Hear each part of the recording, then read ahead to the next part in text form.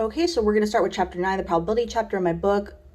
It's called Overcoming ACT Math by Sophia Garcia. If you're interested in getting it, it's available on Amazon. If you already have it, make sure you stay for the notes portion up here before you pause to attempt the problems on your own when I start going into the explanations.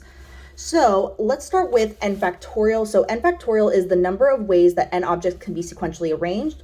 So basically, like, this is the formula for it, but it's easier to see in number format, I feel like. So if we're saying 4 factorial, where n is 4, it's saying basically we're going to multiply by one number less each time until we get to 1. So it would be 4 times 3 times 2 times 1, and that's going to equal 24. So that's what that's saying. You're just multiplying by one less each time, starting with whatever the number is next to the exclamation point, essentially. So this would be a situation where everyone gets a prize, or we're trying to arrange stuff in a store window. How many different total arrangements can there be? Those sorts of problems are going to be this guy right here. And then also, please ignore, I accidentally wrote this definition twice when I was trying to do n. I was thinking n factorial, so that's why it's crossed out there. But then we have permutations and combinations. So n for permutations and combinations is going to be the number of objects, the total number of objects that we're talking about. I mean, objects can also be people, but for simplicity, we're just going to say objects. So n is the total number of objects in this formula and this one. And then r is going to be r at a time, or the number of objects that are being selected out of the total. So here with permutations, this is the formula. You can do it in your calculator as well. Remember, you have access to that during the exam, and the order does matter. So for permutations, order matters. So it would be a situation where only maybe 3 out of 4 people get prizes, and they're going to get either first, second, or third place in whatever the event is, or contest, or whatever. So in this case, n equals 4 because your total number of objects would be the 4 people. And then the r is going to be the people that are selected out of the total. So it would be the 3. So then you would just plug that into the permutation formula in your calculator, or you could do it by yourself if you want to, by hand. And then that's going to give you your answer for the total number of outcomes that you can get. So if you want to know the total number of outcomes, but the order does not matter, so maybe let's say that it's just 3 out of 4 people are going to get prizes in general. It doesn't matter about first, second, or third place. The order doesn't matter. Then that would be an example of a combination, which has this formula. Again, it's in your calculator, so you don't really have to memorize it or anything. And n would be 4, and the r would still be 3. So it's just you kind of have to decide if order matters or if it doesn't matter, how I did in those two scenarios. So then if we're talking about probability is just going to be the desired outcomes out of the total outcomes. You can also think about this as the chances that you're being asked about out of the total chances. So if they're saying something along the lines of, I don't know, there are 3 red marbles and 2 blue marbles, what's the probability that you'll pick a blue marble?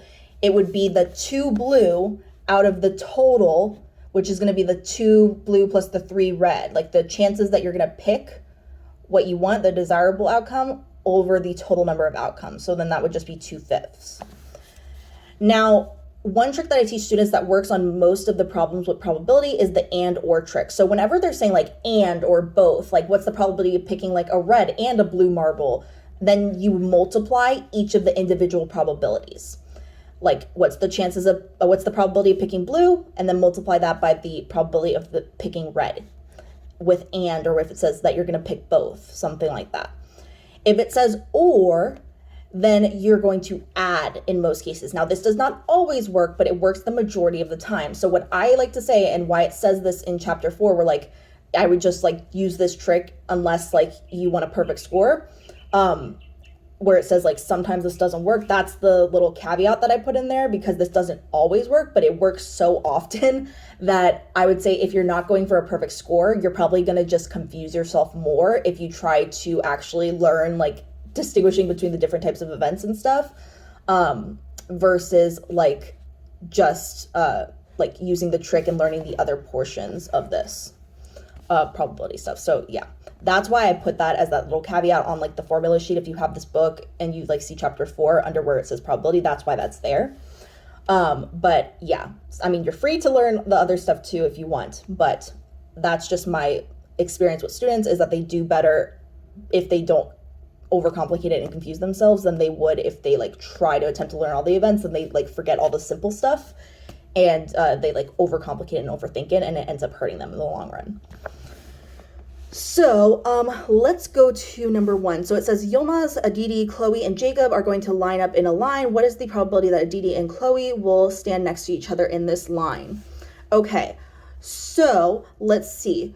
Let's talk about the total number of, because remember, probability is desired outcomes out of total outcomes. So let's talk about the total outcomes here. So there are 4 people here that are going to line up in this line. So there's going to be 4 factorial is going to tell us the total number of arrangements that they can be put in this line, like the total number of ways they can be arranged in this line.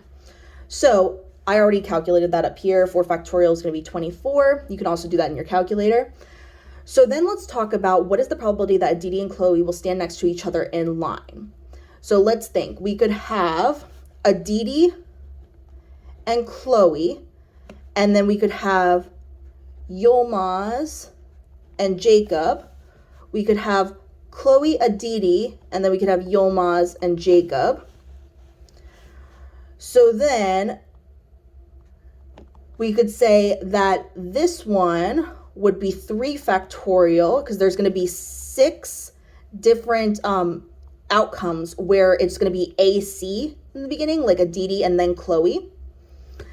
And then we're going to say, and you could like do the whole counting thing as well if you want, or you could just see like there's 3 options right here that can be arranged in different orders.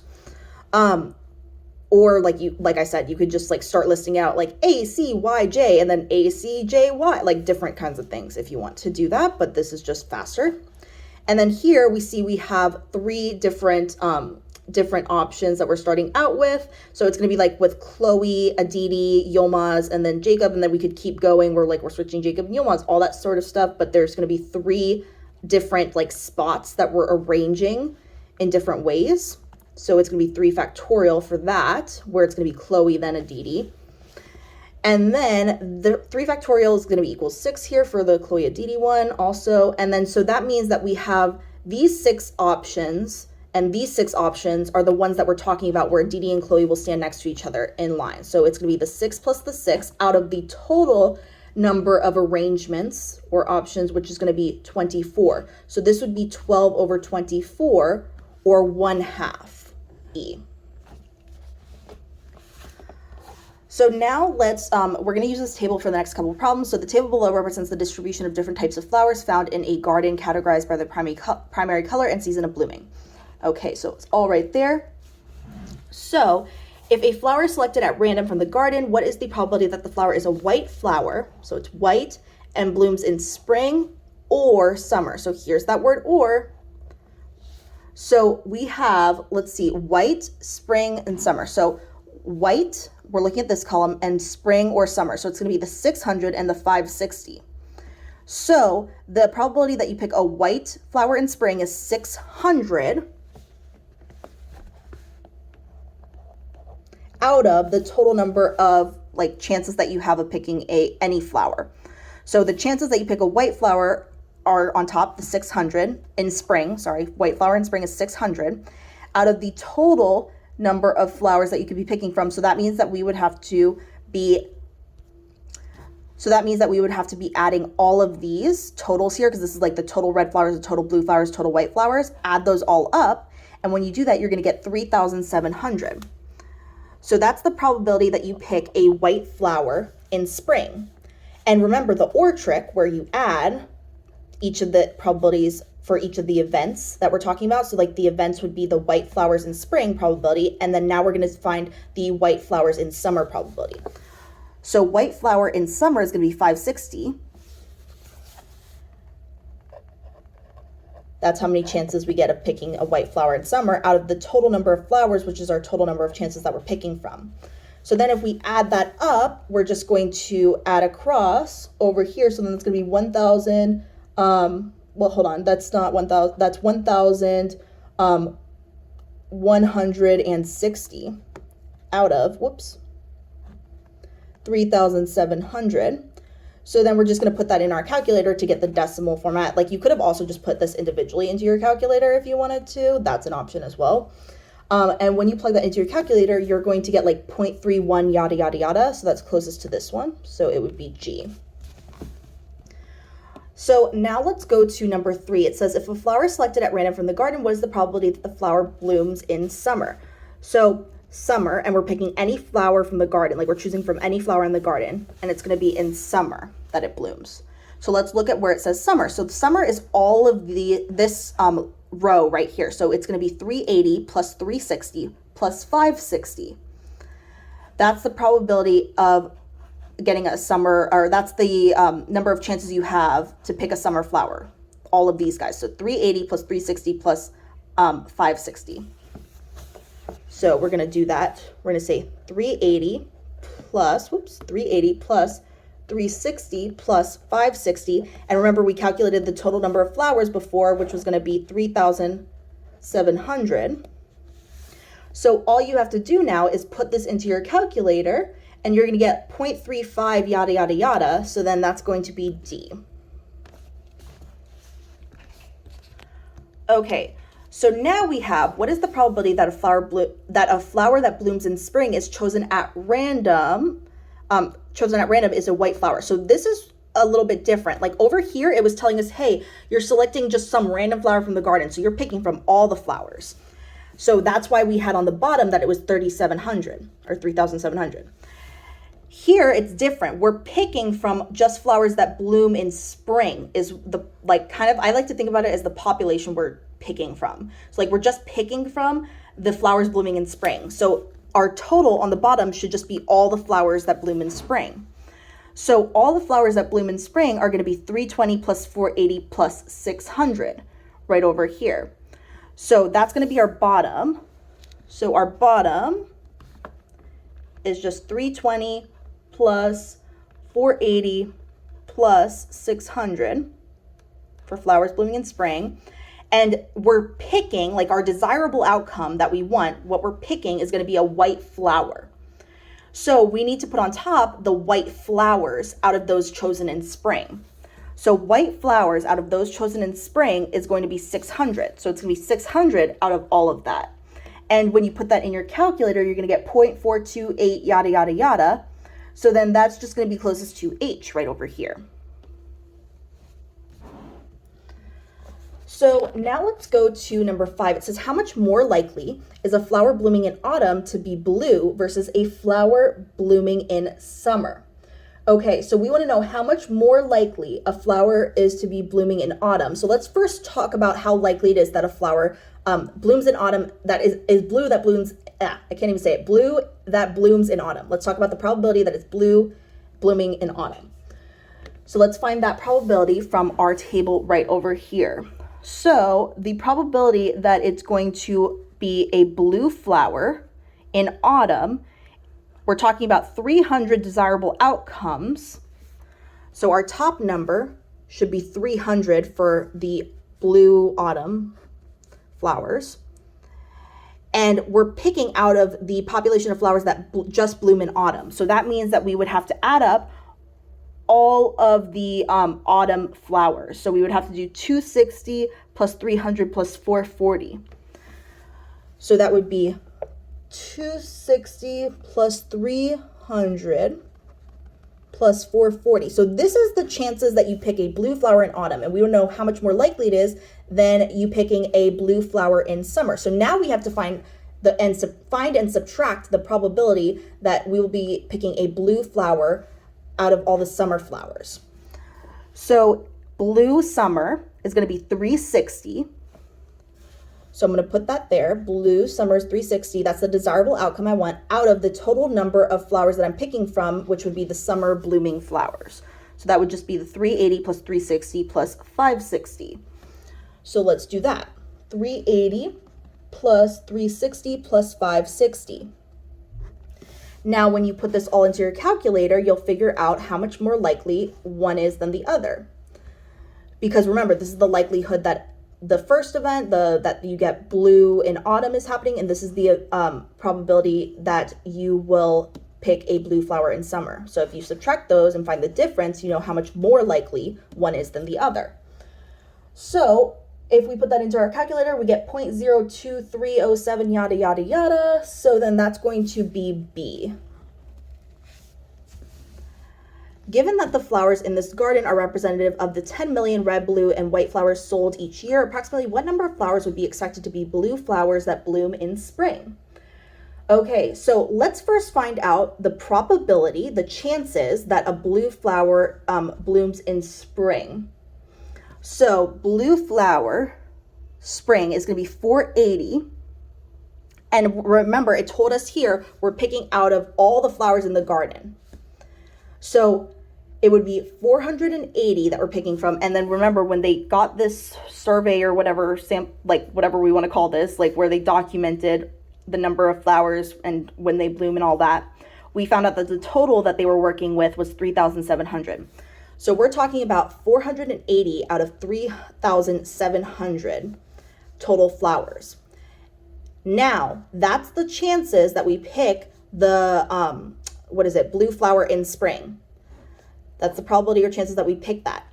If we multiply the chances that we're going to pick that, the probability, times the total number of flowers here, which is just going to be 10 million, they told us, then we'll figure out a good estimate of approximately how many flowers we can expect to be blue spring flowers, like blue flowers that bloom in spring. So when you put that into your calculator, you're going to get 1,297,297.297. And that, it said approximately, that's going to be closest to 1.3 million. So H. So then let's go to 7, which says Yilmaz, Aditi, Chloe, and Jacob are going to line up in a line. Suppose Yilmaz and Chloe are the first two people in line. What is the probability that Jacob will be the last person in line? So we could have so Yilmaz and Chloe are the first two in line. So we already have like Yilmaz and Chloe there. So we could have Yilmaz and Chloe, and then Aditi and Jacob was the other one. So then Jacob will be the last person in the line. Or we already know that Yilmaz and Chloe are going to be like in the first people in the line. Like they're not changing position. They already told us they're the first two people. The other option that we have is that we're going to have, and this is kind of just, you can separate with a comma, but I kind of like to write them together like that. I don't know. But anyways, I'm getting off track. So then we have Yilmaz and Chloe, and then we could also have like Jacob and then Aditi. So the outcome that we want, like the desirable thing that we want, is this one up here, where it's Yilmaz, Chloe, Aditi, then Jacob's the last one, because we want to know the probability that he's last in line. So that's one out of the two total options, because the other option is that we have Jacob, then Aditi, but that's not going to have him be the last in line. So we can't put that on top, because we want the desirable outcomes on top. So then out of the total number of like outcomes or arrangements or chances, however you want to think about it, is going to be, there's two different ways that we could do this. So it's 1/2 is the probability. So it would be C.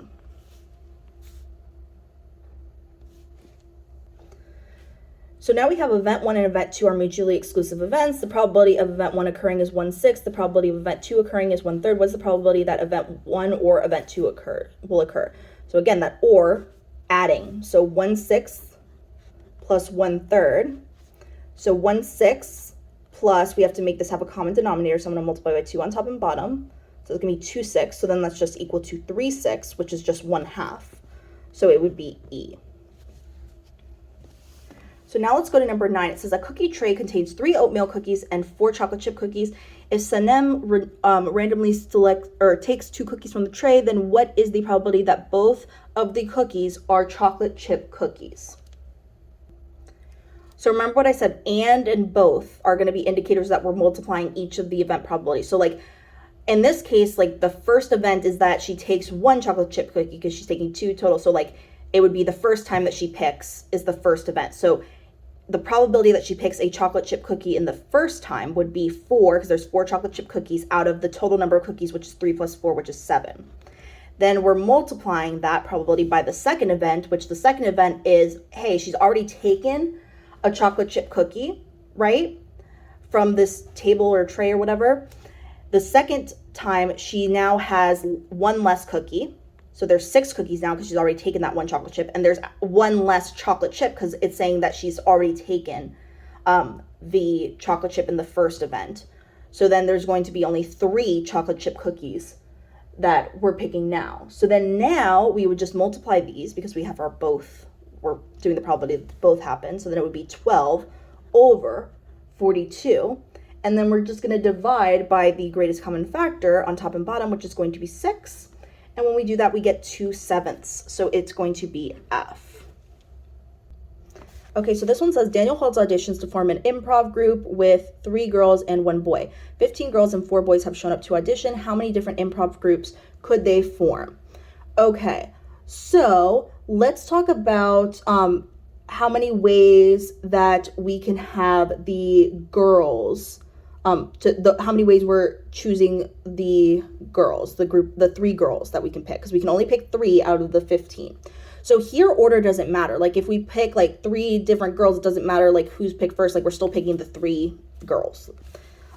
So order doesn't matter here. So we're talking about combinations. So if we want to find out the number of total ways that we can pick 3 girls, it would be a combination where we're picking out of the total number of girls is 15 and we're picking 3 of them.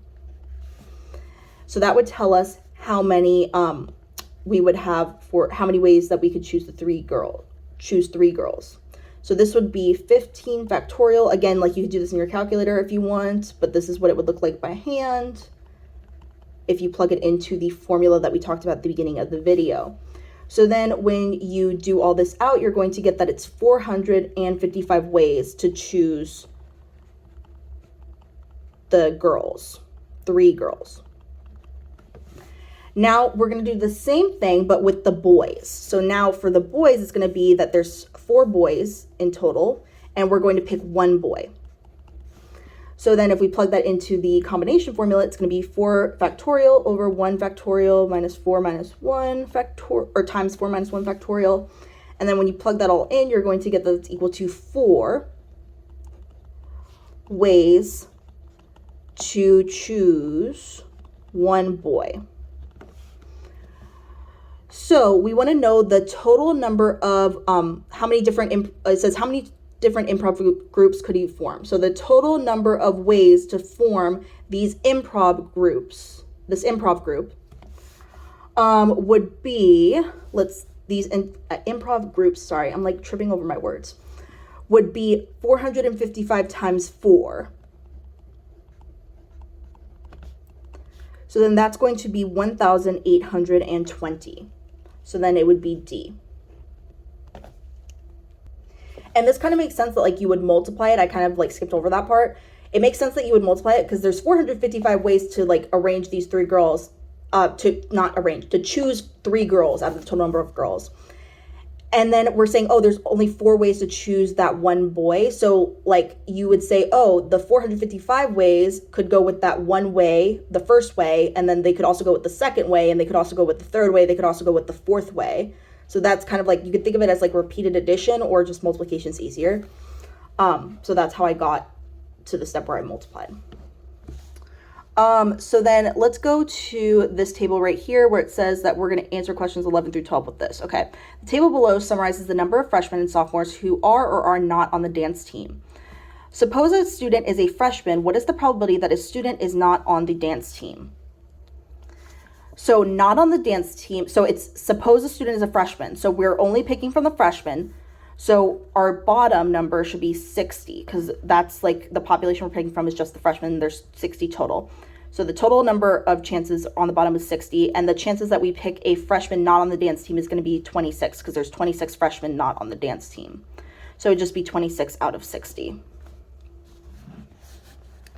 So now let's go to number 12. For number 12, it says, if 1 freshman and 1 sophomore are chosen at random, then what is the probability that they will both be on the dance team? So remember that word both, multiplication of the events. Assume that these are independent events. Okay. So let's find the probability that we pick one freshman on the dance team. So freshmen on the dance team would be 34 out of 60 because there's 34 on the dance team out of the 60 total freshmen. So that's the chances that we pick a freshman on the dance team. And we have both, so we're multiplying times the second event, which would be picking a sophomore on the dance team. So sophomores on the dance team would be this guy right here because it's sophomores on the dance team. 16 out of the total number of sophomores, which is going to be 45. So 16 out of 45 is what we're multiplying by. So that's what you put into your calculator, and then you're going to get one of these answers. So what you're going to get as your answer is 0.20148, yada, yada, yada. So then that's going to be C. So now let's talk about this one right here. So here we see the factorials. Remember, with the factorials, it's just going to be that you're multiplying by one less number each time until you get to 1. So this is going to be n plus 3 times n plus 2, because that's going to be one less than this one that we're multiplying by, and then n plus 1, and then n, and then it's going to keep on going. And then we're going to have all of that over, and then it's going to be n times, and then it's going to be like n minus 1. Like if we had kept going, this would have been n minus 1 because we're subtracting 1 each time, times n minus 1, and then times n minus 2 on top. So like basically everything after the n's on top and bottom can cancel because they're going to all be the same. So then you're just left with this on top, the n plus 3 times n plus 2 times n plus 1. So we just have to multiply that and figure out what we get. So let's first do, we're going to FOIL out this guy right here, the n plus 3 times n plus 2. So when we FOIL that out, we're going to get n squared plus, I'm going to just go ahead and add the middle terms right now to get 5n. So it's because it's going to be 2n times 3, or plus 3n, which is going to be 5n, plus 6, but you could do it step by step if you want to. And I have other like videos where you should have seen like foiling a bunch by now, so that's why I'm not like going to go ahead and do that. But anyways, we have that this, when we FOIL it out, gives us this in parentheses. But we also have to multiply by the n plus 1 part right over there. So now let's multiply by the n plus 1 part. So now we're going to multiply n times each of these one at a time, and then do the same thing with the 1 times each of these. So n times n squared is going to be n cubed. N times 5n is going to be 5n squared. N times 6 is going to be 6n. So we just multiplied the n by each of these. Now let's multiply the 1 by each of these. So that 1 multiplied by each of these, 1 times n squared is just n squared. 1 times 5n is just 5n. And 1 times 6 is just 6. So now let's combine our like terms. So we have our n squareds here that are like terms. So this is now going to be n cubed plus 6n squared. Now let's combine the 5n and the 6n. That's going to be 11n plus the 6. So the answer is going to be K. Okay, let's go to the next one. It says, at a carnival, Janice is playing a game where she is going to guess which color jelly bean she will be pulling out of a jar of jelly beans. Where only red jelly beans, blue jelly beans, and yellow jelly, there are only red jelly beans, blue jelly beans, and yellow jelly beans. In order to prepare the jar, the carnival employee puts 6 red jelly beans into an empty jar. If Janice is randomly selecting 1 jelly bean from the jar, then how many blue jelly beans need to be added to the jar so that the probability of picking a red jelly bean is 1/7? Okay, so we have that there are 6 red jelly beans. So there's 6 already on top. Then we have to add, or actually, hold on. It says how many blue jelly beans so that the red jelly beans, so we're adding blue jelly beans. So sorry, we're not adding any red on top. So we already have the 6 on top, that's the chances that we pick red. On bottom, we're going to have that we're adding the blue jelly beans. So it would be, let's see, 6 plus X amount of jelly beans that we the 6 plus the amount of blue jelly beans that we add on, which is represented by X. Okay, so now that's going to equal that the probability is going to have to be 1/7 is what we want. Now, some people might be confused about like, oh, there's yellow jelly beans too, but that, remember, they said that the employee only put red jelly beans into the jar, and now they're just going to put blue. So like, that's kind of just like an extra piece of unnecessary information to trip people up. So now let's cross multiply. So it's going to be 6 times 7 is 42, and then 6 plus X times 1 is going to be 6 plus X. So then you just subtract 6 on each side to get what your answer is. And when you subtract 6 on each side, you get 36. Okay, for number 15, it says, Beth only writes notes with different color combinations of pens and notebooks. Given that the colors of her notebooks are green, yellow, purple, and pink, and the colors of her pens are green, yellow, purple, and pink, how many different combinations of notes can Beth write? So for each of the 4 notebooks, she has 3 pens that she can use. So we would say it's just the 4 notebooks times the 3 pens, and that gives 12 different combinations of notes that she can make. So that would be J. For number 16, it says 3 teachers are preparing a prize box for their students. Miss Garcia puts 3 squishies and 7 stickers in the prize box. Miss Kavanaugh puts 2 squishies and 9 stickers in the prize box. Miss Bello puts 7 squishies and 6 stickers in the prize box.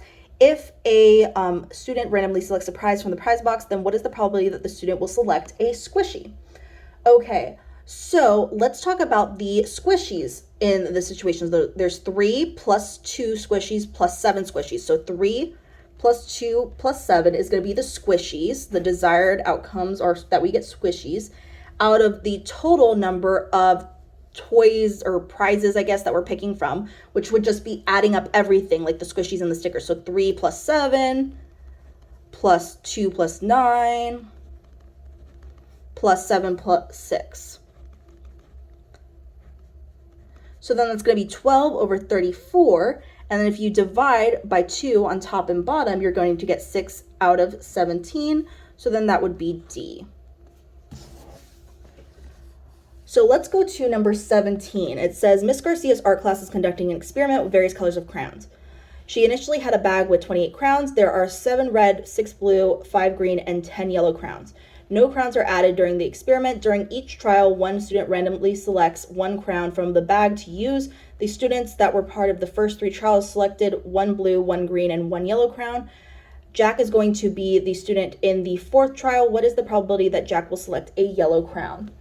Okay, so we want to know the probability that he'll select a yellow crayon. So let's see. They said that that students already picked 1 blue, 1 yellow, and 1 blue, 1 yellow, 1 green crayon. So then there were 10 total yellow crayons, but someone already picked 1 of them. So now there's 9 chances that that Jack picks a yellow crayon on top for our probability. So now on bottom, we're going to put that out of the total number of chances of picking like any crayon that's left. So we have the 7 red crayons, all 7 are still there. And then someone already picked 1 of the blue, and there were 6 blue originally, so now there's only 5 blue to pick from. And now 5 green, but someone already picked 1 of the greens, so then there's going to be 4 greens to pick from. And then now we still only have 9 yellow crayons because there's already 1 that's been picked. So then when we add all this up, we're going to get 9 out of 25, which is going to be H. So now let's go to number 18. It says a new bakery in town offers 3 types of bread, white, whole grain, and rye, and 4 types of filling, chicken, tuna, beef, and vegetable. The owner wants to display 6 different sandwiches to attract potential customers. If they are to be arranged in a display window, how many arrangements could there be? So again, like remember, these displayed in a window problems are pretty popular. Just so you know. So we're talking about, let's see, 6 different sandwiches. So it would just be 6 factorial. So, I mean, you could just put that in your calculator, but it's 6 times 5 times 4 times 3 times 2 times 1 if you want to do that by hand. So 6 factorial is just equal to 720. So that would be E.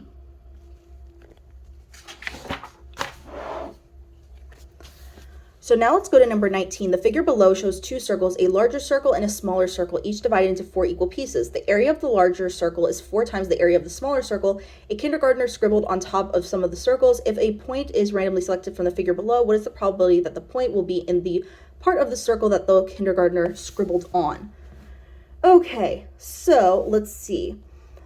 We're going to say that let's do like the small versus the large circles, how we'll talk about this. So we'll say like the scribbled part is like, if we wanted to find the area there of the scribbled part, we would have to find like the, we have to talk about it in terms of like the area of the large circle, and then you're subtracting this portion of the small circle as well. So it's like, how much of the large circle are we talking about? And then we have to subtract out this part right here that we're not talking about. So let's see, hold on. It said the area of the large circle is 4 times the area of the small circle. So area of the small we'll call AS, and that's going to be equal to x, and area of the large is going to be equal to 4x, because it's 4 times the area of the small circle. So when we're scribbling up here, right, out of the whole like big circle, this part right here that we're talking about, like all above here, is going to be half of the big circle, right? So we're talking about half of the big circle area. So we're talking about half of the big circle, half of 4x's area. So half of 4x is just 2x.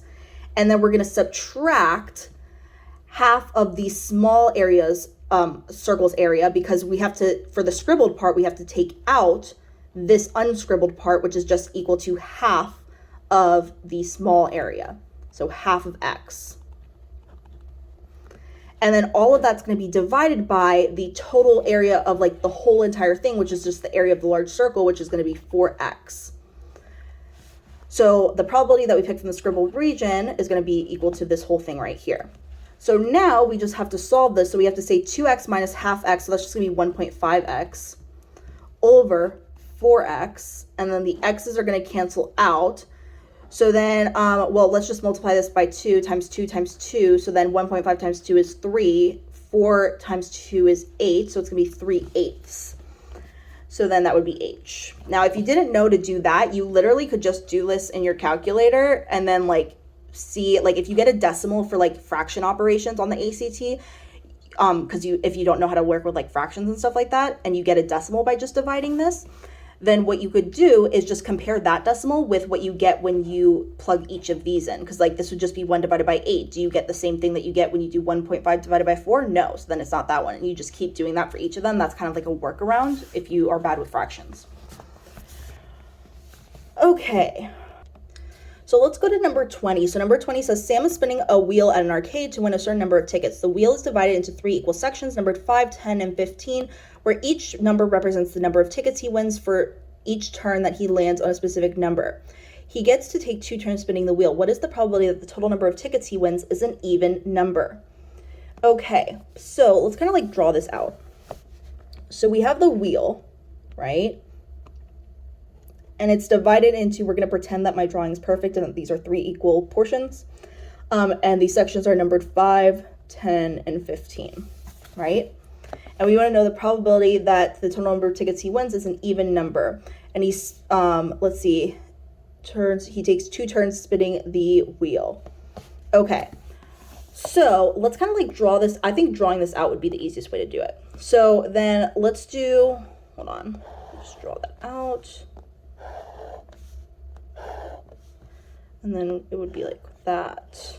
Okay, so let's say like he has 2 turns, right? So let's say he spins a 5 and a 5. Then when we add that up, we're going to get 10 for the tickets that he wins.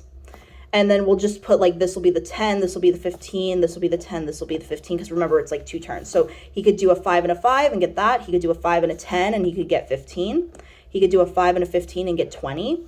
He could do a 5 and a 10 and get 15. He could do a 10 and a 10 and he could get 20. He could do a 10 and a 15 and he could get 25. He could do a 15 and a 5 and get 20. He could do a 15 and a 10 and get 25. Or he could do a 15 and 15 and get 30. So these are like all the outcomes, and then we want the total that he get, the total number, the probability that the total number of tickets he wins is an even number. So let's pick all of those that were even. This one, this one, this one, this one, and this one. So that's going to be 5 out of, and the total number of outcomes is like all of these ones right here. So this is just going to be 1, 2, 3, 4, 5, 6, 7, 8, 9 total outcomes. So 5/9, D. So now let's go to number 21. It says a bike shop has an inventory of 8 mountain bikes, 7 road bikes, and 5 hybrid bikes. Ava will buy 3 of these bikes, which will be randomly selected for a camping trip with her friends. What is the probability, rounded to the nearest hundredth, that Ava will buy 1 of each of the 3 types of bikes? Okay, so this doesn't matter, like order doesn't matter here. Like if we pick 3 bikes versus like which one we pick first or second doesn't matter. We're just picking 3. So this would be a combination where we're picking out of, let's see, it's 20 total bikes because there's 8 plus 7 plus 5 total bikes. So that'd be 20 that we're picking from. And we're going to pick 3 of these bikes. So then the number of total ways, or the number of ways she could choose 3 bikes from 20 is going to be equal to this. So when we plug that into our calculator, you could do it by hand if you want, but honestly, like, I would learn how to do this with your calculator because it saves time. 1,140 ways that she could pick the bike. Again, you could put that into the formula if you want, and you get 1,140. And then we're going to say, okay, what's the probability that she will pick one of each of these types of bikes? So there's 8 ways that she could choose the mountain bike, because there's 8 mountain bikes. There's 7 ways that she could pick the road bike. Is that what it's called? Yeah, road bike. And then there's 5 ways that she could pick the hybrid. So then if we multiply all those together, that's going to be 56 times 5, which is going to be 280. Oops, that's supposed to say 280. So there's 280 ways to choose one of each of those. So then there's going to be 280 out of the 1,140 total to get the probability, because 280 is what we're interested in out of the total 1,140, which is going to be equal to, if you put that in your calculator, it's going to be approximately 0.25. So J. A college sports club team is holding tryouts to add new students to their team. The tryouts consist of 7 student participants. The coach will choose the best student to play first string and the second best student to play second string. Which of the following is the number of choices that the coach has for determining who plays first and second string? Okay, so let's see. There's 7 student participants. So like there's 7 choices for first. So 7 choices for the first, what is it, string? Yeah, for first string. And then there's going to be, after they pick that, who's first string, there's going to be 6 students left for second string. So then you would do 7 times 6, and that's going to be 42 ways that you can choose from. So then let's see, that would just be, that's what they're asking, right? Like the 42 different options. Yeah, the number of choices. So there's 42 like ways that he could pick. That's 42 choices. So that would be just C. You could also do this as a permutation, just so you know. Like you could do it as like permutation, because the order matters here, like who's first and who's second string. You could say like there's 7 to pick from, and then you're picking like 2 for like 1 for first, 1 for second string. And then you would just like plug that into your calculator. You would also get 42, just so you know. But like either way, like both of them work. Okay, number 23 is how many unique ways can you arrange the letters in the word disappear? So this is key. It says unique ways. So this is kind of like different. This probably won't show up on your exam, just so you know. But so what you have to do for these is it's going to be like there's how many letters. So let's see. 1, 2, 3, 4, 5, 6, 7, 8, 9. So there's 9 letters, right? So there's 9 factorial arrangements are possible, right?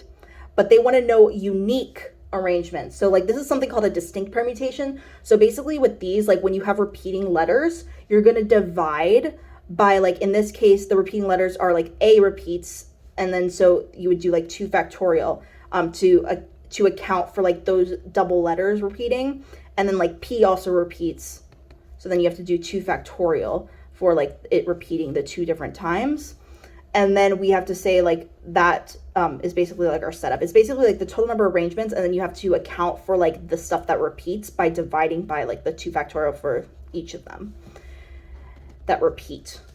And then so now what we're going to do is we just plug that into our calculator, or actually we don't need to. We would just say that it's this one, K.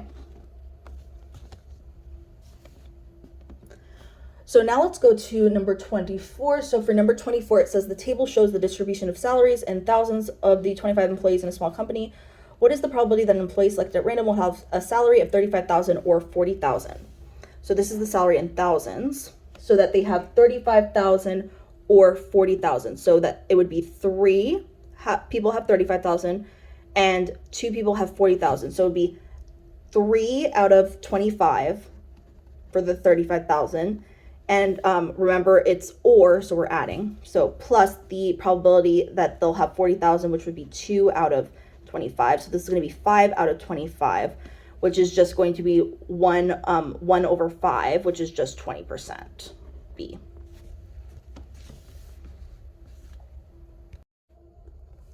So now let's do number 25. It says the director of a Broadway show is deciding how to assign the 5 actors to a row of 5 positions on the stage. From how many different arrangements can he choose? Okay, so you have 5 options that you can put, like if there's 5 different like places on the stage, like maybe they're not all on a line, but I'm just gonna like put the 5 different spaces for 5 different places. So you have like 5 options that could go in place 1 for the 5 actors. Then after you place someone there, there's going to be 4 options that could go here in place number 2. And then after that, there's going to be 3 actors that can opt for options that could go here, and so on and so forth. So what you're going to do is you're just going to now multiply each of these. So it's basically like 5 factorial is also how you can think about it. And then 5 factorial is just going to be equal to 120. So that's going to be J. So for number 26, it says 5 marbles numbered 1, 2, 3, 4, and 6 are placed in a bag. 2 marbles are randomly drawn without replacement. That's important, without replacement. What is the probability that the product of the numbers on the marbles drawn is 12? Okay, so let's think about what numbers multiply to 12. So we could have 3 and 4, and we could have the opposite, but remember it's without replacement. And then we could have 2 and 6 and the opposite, like it could be 6 and 2 also. But remember, we have to remember that it's without replacement. So then let's think, okay, so this would be, okay, so then we're doing combination because order doesn't matter. So it could be like 4 and 3, or it could be 3 and 4. And with replacement, hold on, let me just get my thoughts in, hold on, I have to like think about the words I'm saying so I don't get confused. So let's start over. So 3 and 4 and 2 and 6 are your options, or you could have the opposite, 6 and 2 or 4 and 3. Like the order doesn't matter. So that's why I'm picking combination. So out of the 5 different marbles, I'm going to pick 2 of those, 2 numbers, basically 2 marbled numbers or whatever. And those are going to multiply. I want them to multiply to 12. But just if I'm saying how many ways can I pick like 2 marbles from the 5, it's going to be a combination where it's like 5 is the N and 2 is the R. Now that's going to equal 10 when you plug that into your calculator. So there's 10 ways to do that. But now we have to ask about the specific ways, how many specific ways are there that we can get 12 when we multiply the 2 numbers on the marbles. So if you think about it, when you're picking them, you could get a 3 and a 4, or you get a 4 and a 3, but that kind of all counts as like one choice if you think about it. And like the same thing with the 2 and the 6, that counts as like one chance, or like one choice, one chance. I'm trying to think of like the best way to say it. Like there's 2 chances in total here that you're going to pick numbers that multiply to 12. So it would be 2 out of 10. And then if you divide by 2 on the top and the bottom, you're going to get 1/5. So the answer would be B. Hopefully that made sense. I like tripped over my words a little bit. Hopefully in the future, like when I'll probably like re-record stuff later, like if I think about like a better way to say it. But like that's the best way that I can like get it across right now. And hopefully that made sense to people. So then let's go to number 27. So then a box of stickers contains 12 yellow stickers, 9 purple stickers, and 17 blue stickers. How many additional purple stickers need to be added to 72 stickers already in the box in order to have the probability of randomly selecting a purple sticker be 5/8? Okay. So the probability of randomly selecting a purple sticker needs to be equal to 5/8. So let's set up a proportion that talks about the probability of picking purple. So there's going to be 9 purple stickers already, and then we're going to add an additional X purple stickers, and that's going to tell us how many chances we have to pick a purple sticker out of the total chances of picking like any sticker on the bottom. So the total chances of picking any sticker is going to be like the 72 stickers that are already there plus the X purple stickers that we add for the total number of stickers. So then we're just going to cross multiply up here. So 8 times 9 plus X is equal to 5 times 72 plus X.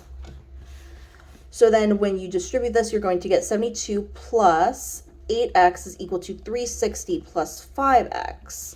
And then you're going to try to get your x's together on one side and your numbers together on the other. So if I subtract 5x from each side, I'm going to get 3x over here. And then if I subtract 72 from each side, I'm going to get that that's equal to 288. Then divide by 3, and I'm going to get that x is equal to 96. So there has to be 96 additional stickers, additional purple stickers, sorry. So that would be K. Okay, so the table below displays a school's record of absences for 672 students by grade level and reason over a month. If a student is chosen at random from these 672 students, then what is the probability, then which of the following is closest to the probability that the chosen student will not be a freshman, so that they're not a freshman, and will not have an unexcused absence? And again, we have that "and" right there. So let's first find the probability that they will not be a freshman. So remember, there's 672 students. So the people that are not a freshman are going to be 672 minus the freshmen. So the freshmen are going to be this row right here. So 70 plus 45 plus 20. So that we're going to subtract 70 plus 45 plus 20. And that's going to tell us how many people are not freshmen out of the total number of students, which is 672. So that's the probability of not being a freshman. And then we get, when we plug that in, we're going to get 537 over 672. Sorry, I cannot talk today. And then that's not being a freshman, but we also want to know, and the probability that they will have an that they will not have an unexcused absence. So that they do not have an unexcused absence is going to be, let's see, will not have an unexcused absence is right here. So that these are the people that have an unexcused absence. So the ones that are absent that do not have an unexcused absence are going to be these people right here. The 259 plus 292. So when we add those up, we're going to get 551. So we're talking about 551. So 551 out of the total 672 students that we're talking about with absences. So we want the probability that this and this happen. So we have to multiply those. So I'm going to take this and multiply it. So that's all I'm doing. And then when you get that in your calculator, you're going to get approximately 0.6552, yada, yada, yada. So then that's going to be closest to C. So now let's go to number 29. A high school debate team predicts that they have a 70% chance of winning their first debate and a 15% chance of winning their second debate.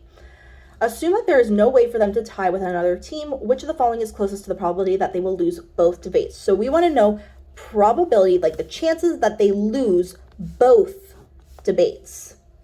Both debates. So they gave us the chance that they'll win. So that means that the chance that they'll lose is going to be like 100 minus that. So like if there's a 70% chance that they win the first debate, that means that there's a 30% chance that they lose that first debate. Remember, we have to change percentages into decimals when working with them in calculations. So 30% is the same thing as 0.30 because you just move the decimal to the left by 2. So that's the chances that they lose their first debate. Now let's find the chances that they lose their second debate. Well, that's going to be 100% minus 15%, because if they have a 15% shot of winning, that means that there's an 85% chance of losing.